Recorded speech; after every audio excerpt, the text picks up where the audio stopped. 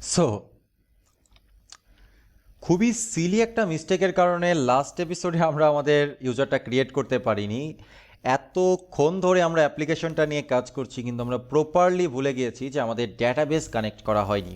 তো database connect করার জন্য আপনারা আপনাদের এমল্যাব অ্যাকাউন্টে যেতে পারেন বা লোকাল হোস্টের ডেটাবেস ক্রিয়েট করতে পারেন, লোকাল হোস্টের ডেটাবেসটাও ইউজ করতে পারেন। তো যেটাই করেন না কেন আপনার ইউআরএলটা দরকার পড়বে। সেই ইউআরএল আমি হচ্ছে এমল্যাবে একটা ডেটাবেস ক্রিয়েট করেছি ইএক্সপি ব্লগ নামের, এক্সপ্রেস ব্লগ নামের একটা ডেটাবেস ক্রিয়েট করলে সে আমাদেরকে এইরকম একটা ইউআরএল প্রোভাইড করছে, যেটা আপনারা আগেও দেখেছেন। তো আমি ইউআরএলটাকে কপি করে নিচ্ছি।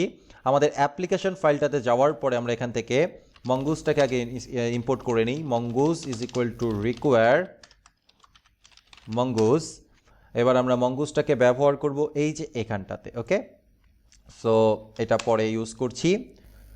মঙ্গুস ডট কানেক্ট, এখানে আমাদের ফার্স্ট হিসাবে দিতে হবে হচ্ছে ইউআরএল, এবং এখানে ইউজার নেম এবং পাসওয়ার্ডটা দিতে হবে। আমি আপাতত ডিরেক্টলি লিখে দিচ্ছি ইউজার নেম পাসওয়ার্ড, পরবর্তীতে এটা আমরা প্রোটেক্ট করব, don't worry. Pass 1 2 3। Second argument হিসাবে আমাদেরকে একটা অপশন দিতে হবে, সেটা হচ্ছে নিউ ইউআরএল পার্সার। এটা আমাদেরকে ট্রু করে দিতে হবে। আচ্ছা, এটাকে আমি নতুন লাইনে নিয়ে আসি।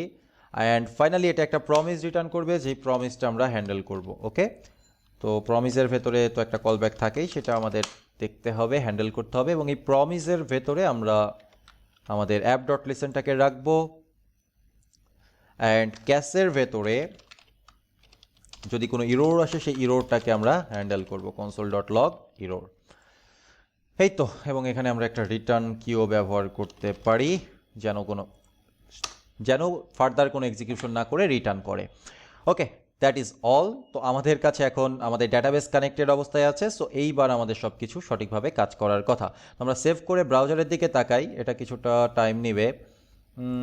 আচ্ছা, এখানে আমরা ডিরেক্টলি সার্ভার ইজ রানিং বলেছি, কিন্তু সার্ভার রানিং করার পূর্বে আমরা আরেকটা কনসোল লগ দিতে পারি, ডেটাবেস কানেক্টেড। তাহলে আমরা বুঝতে পারবো ডেটাবেসটা কানেক্টেড হয়েছে কিনা। ওকে, তো এটাও ইম্পর্টেন্ট, ডেটাবেস কানেক্ট হবে তারপরে আমাদের সার্ভারটা রান করবে।